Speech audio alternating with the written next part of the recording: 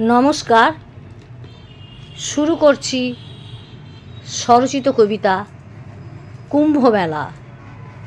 কলমে কণ্ঠে মৌসুমী দত্ত।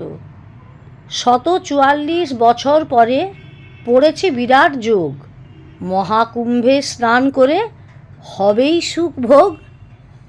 পাপী সাধু সবাই যায় মহাকুম্ভ মেলায়, কোটি কোটি লোকও চলে মহাপুণ্যের আশায়।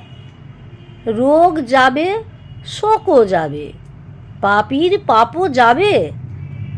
আসল কথা লোভ হিংসা ওগুলোর কি হবে? কি দরকার জেল বিচারের? কি হবে শাস্তি দিয়ে? পাপীর পাপও ধুয়ে যাবে মহাকুম্ভে গিয়ে। পদপিষ্টে মরল যারা, অক্ষয় স্বর্গবাস।